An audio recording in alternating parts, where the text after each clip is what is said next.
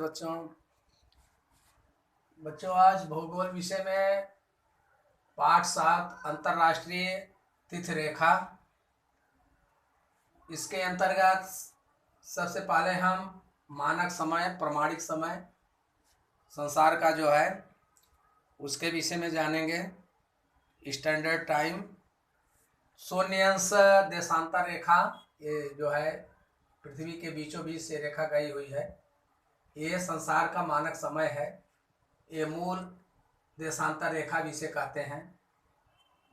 ये रेखा लंदन के ग्रीनविच शहर से होकर गई है, इसके लिए इसका नाम ग्रीनविच समय भी रखा गया है। यही संसार का मानक समय है। इसके इधर 12 घंटे का समय और इसके इधर भी 12 घंटे का समय, कुल 24 घंटे पृथ्वी को परिभ्रमण करने में, अपना एक चक्कर पूरा करने में 24 घंटे लगते हैं। भारत का प्रामाणिक समय जो है 82.5 पूर्वी देशांतर रेखा है और यह रेखा इलाहाबाद शहर से होकर गई हुई है। देशांतर रेखा उत्तर से दक्षिण, ये देशांतर रेखाएं हैं, उत्तर से दक्षिण खींची गई है। इन रेखाओं से समय का पता चलता है, कौन देश पूरब में है, कौन देश पश्चिम में है और उन देशों के बीच कितने अंश का अंतर है और कितने समय का अंतर उसमें पड़ता है। भारत का जो देशांतर है पूर्वी है 68 से है 60 और यहाँ 30 का गैप लिया गया है, तो इसमें 68 से 98 अंश भारत का देशांतर यहाँ पर पड़ता है, पूर्वी देशांतर। और भारत का समय, संसार का जो प्रमाणिक समय है शून्य देशांतर रेखा, भारत का समय यहाँ पड़ता है, तो 5.5 घंटा पहले समय ग्रीनविच रेखा से पहले का समय भारत का है, 5.5 घंटा समय पहले रहता है। 24 घंटे में आप ये देख रहे हैं ग्रीनविच मूल देशांतर रेखा है शून्य की 30, 60, 90, 120, 150, 180 अंश, और इस रेखा के पश्चिम में भी 30, 60, 90, 120, 150, 180 अंश। पूरे वृत्त का मान 360 अंश होता है और 360 अंश का चक्कर लगाने में आपको लगता है 24 घंटे। तो 24 गुणे 60 करेंगे तो आपका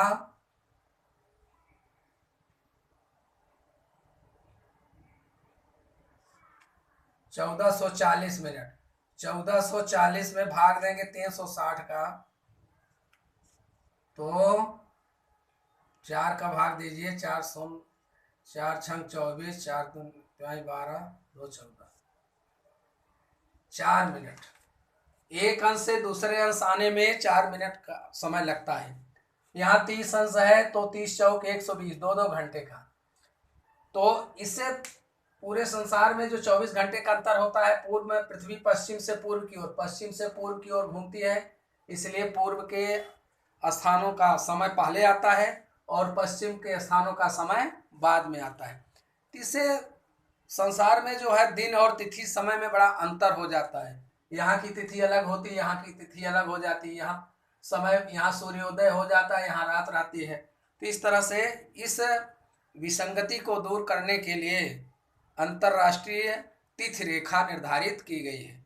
और यह अंतर्राष्ट्रीय तिथि रेखा जो है वो मूल देशांतर रेखा के ठीक विपरीत है, वो प्रशांत महासागर से होकर गई है और उसके लिए निर्धारित की गई है कि देशांतर रेखा की वजह से कोई देश पूरब में भी पड़ता है और पश्चिम में भी पड़ता है, तो एक ही देश के कुछ हिस्से में दूसरी तारीख हो जाती है, दूसरे हिस्से में कोई दिन और तारीख दूसरी हो। तो अंतर्राष्ट्रीय तिथि रेखा के द्वारा उस देश को पूरा एक दिशा में ही रखा गया, इसलिए अंतर्राष्ट्रीय तिथि रेखा जो होती है ये एकदम सीधी नहीं आती, कभी इधर आएगी, कभी इधर आएगी, कभी इधर घूमेगी। इस तरह से उस देश को एक दिशा में ही रखेगी। अगर ये देश है तो इसको इस साइड में रखें, ये देश है तो इसको इस साइड में, जिससे पूरे देश में एक ही तिथि और वार होना चाहिए और विश्व में किसी प्रकार का संभ्रम या भ्रम की स्थिति ना हो। तो इस तरह से बच्चों ये प्रमाणिक समय है संसार का ग्रीनविच रेखा।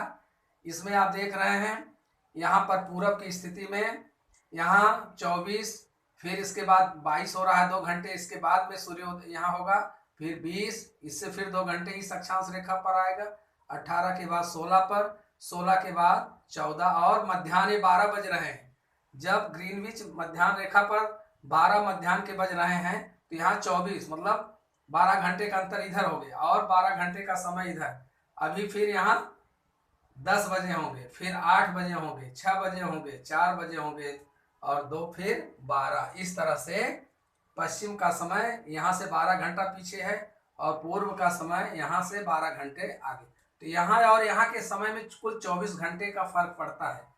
इस स्थान से इस स्थान के बीच में 360 अंश का अंतर है और 360 में 24 घंटे का अंतर पड़ता है, एक दिन का अंतर। इसी सब समस्या को दूर करने के लिए अंतर्राष्ट्रीय तिथि रेखा निर्धारित की गई है, क्योंकि पृथ्वी का परिक्रमण, परिभ्रमण गति, सूर्य का भासमान, इन सब गतियों को ध्यान में रखते हुए मनुष्य ने जो है कल्पना करके इन रेखाओं का निर्माण किया है।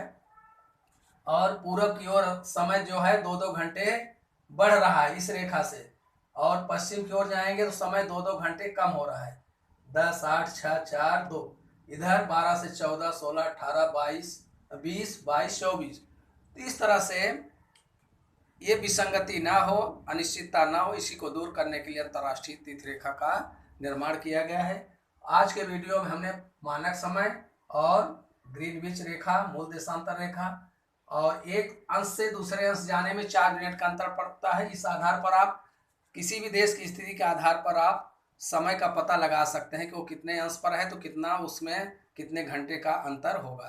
तो इस तरह से आज के वीडियो में यहीं पर हम जानकारी दे रहे थे इसका मानक समय का। आगे के वीडियो में आपको अंतर्राष्ट्रीय तिथि रेखा की आवश्यकता और महत्व इनके विषय में बताया जाएगा। आज का वीडियो यहीं पर समाप्त होता है। धन्यवाद।